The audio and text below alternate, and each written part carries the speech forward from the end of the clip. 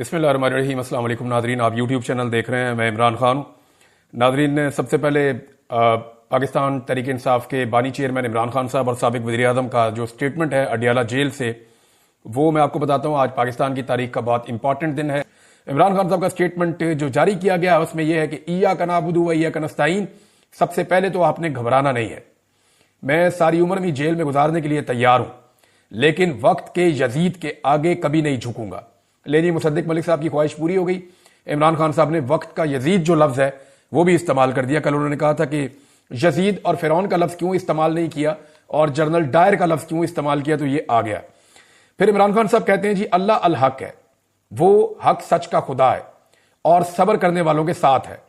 ہم سب اس ملک کی حقیقی آزادی کے لیے قربانی دے رہے ہیں۔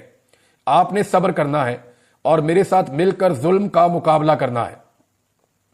ڈی چوک میں دور حاضر کے جنرل ڈائر نے قوم کو اپنا غلام گردانتے ہوئے نہتے اور پرامن شہریوں پر بلا اشتعال گولیاں چلوائیں۔ ہم اس واقعے کو کبھی بھی نہیں بھولنے دیں گے اور اپنے ورکرز اور شہداء کو انصاف دلائیں گے۔ لیکن خان صاحب نے پھر کہہ دیا جنرل ڈائر، اور انہوں نے کہا جی ڈی چوک کے اندر اسی طرح کا سانحہ کیا گیا جیسا جلیاں والا باغ میں جنرل ڈائر نے کیا تھا۔ انہوں نے کہا نہ اس واقعے کو ہم کبھی بھولنے دیں گے اور اپنے ورکرز کو اور شہداء کو انصاف دلائیں گے۔ بہرحال عمران خان صاحب وہیں کھڑے ہیں جہاں وہ پہلے دن سے کھڑے تھے، یعنی انہوں نے اگر کہا تھا کہ ایبسلیوٹلی ناٹ، تو یہ وہ واحد آدمی ہے جو ابھی بھی اپنے موقف کے اوپر کھڑا ہے، ورنہ لوگ اپنا موقف بدل لیتے ہیں۔ گرفتار ہونے کے بعد لوگ اپنا موقف بدل لیتے ہیں۔ پچھلے دنوں کسی نے کہا کہ نواز شریف بھی بہت ضدی ہے اور عمران خان بھی بہت ضدی ہے، تو بالکل یہ بات ٹھیک ہے کہ عمران خان اپنے اصول کے اوپر کھڑا رہنے کے لیے ضد کر رہا ہے کہ میں اپنا اصول نہیں توڑوں گا، اپنے موقف سے پیچھے نہیں ہٹوں گا۔ اور نواز شریف نے ہمیشہ گرفتار ہوتے ہی ڈیل کی ضد کی ہے، اور اتنی ضد کی ڈیل کی کہ نواز شریف کو ہر مرتبہ ڈیل مل گئی ہے۔ کبھی امریکہ نے ڈیل لے کر دی، کبھی سعودیہ نے ڈیل لے کر دی، کبھی کسی اور عربی ملک نے ڈیل لے کر دی، کبھی پاکستان کے اندر اسٹیبلشمنٹ میں موجود لوگوں نے ڈیل لے کر دی۔ لیکن عمران خان صاحب جو ہیں وہ ڈٹ گئے ہیں، وہ اس طرح کی ڈیل لینے کے حق میں نہیں ہے، جبکہ دوسری جانب نواز شریف صاحب جو ہیں وہ ہمیشہ ڈیل لینے میں کامیاب ہوئے ہیں۔ عمران خان صاحب نے ایک اور بات کی، اور اس کو فواد چودھری صاحب نے بھی اسی بات کو رپورٹ کیا ہے۔ میں میرے خیال میں فواد چودھری صاحب کا جو سٹیٹمنٹ ہے وہاں سے آپ کو پڑھ کے سناتا ہوں، ذرا آسانی سے آپ کو سمجھ آ جائے گا۔ فواد چودھری صاحب کہتے ہیں کہ عمران خان صاحب سے ملاقات ہوئی آج 9 مئی کے ایک اور جعلی مقدمے میں اڈیالہ جیل حاضر ہوئے۔ عمران خان سے دوسری ملاقات ہوئی۔ شاہ محمود قریشی سے بھی ایک طویل عرصے بعد ملاقات ہوئی۔ عمران خان، شاہ محمود قریشی اور میں طویل عرصے بعد سیاسی مشاورت کر سکے۔ عمران خان اور شاہ محمود کے جوان حوصلوں سے نیا ولولہ ملتا ہے۔ عمران خان کا پیغام ایک ہی ہے کہ 500 چھوڑ 500 سال جو ہے وہ جیل میں رکھو۔ آپ اندازہ کریں کہ نواز شریف کبھی بھی ایسے جیل میں رہ ہی نہیں سکے۔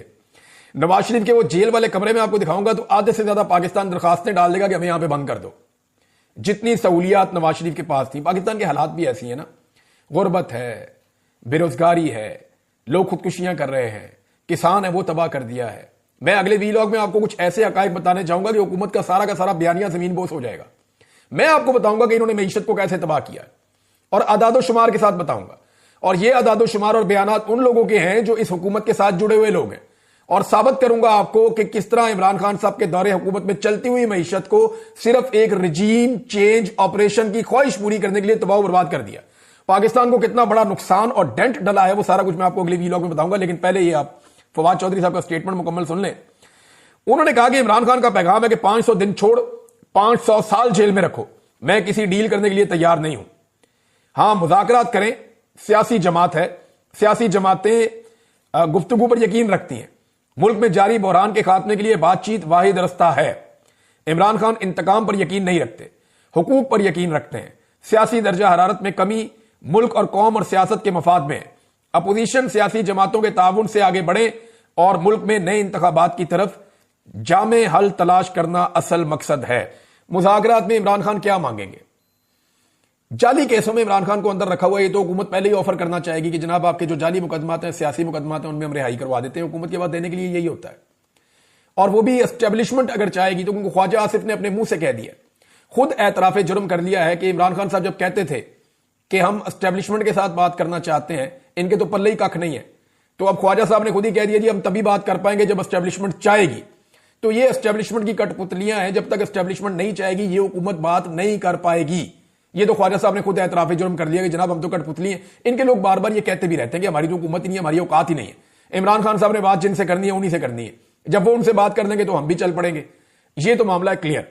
لیکن یہ حکومت دے کیا سکتی ہے؟ حکومت اور اسٹیبلشمنٹ عمران خان صاحب کو جو فوری طور پہ آفر کر سکتی ہے وہ یہی ہے کہ بے گناہ لوگ آپ کے چھوڑ دیتے ہیں. پی ٹی آئی کیا مانگے گی ان سے؟ وہ کہیں گے جی مینڈیٹ واپس کرو. مینڈیٹ دیتے ہیں تو چور ڈکلیئر ہو جاتے ہیں, حکومت بھی ختم ہو جاتی ہے اور پھنس بھی جائیں گے بہت بری طرح. سارا کا سارا نظام ننگا ہو جائے گا, ایکسپوز ہو جائے گا. تو یہ مذاکرات اسٹیبلشمنٹ کے ساتھ جب عمران خان صاحب کہتے ہیں تو ٹھیک کہتے ہیں.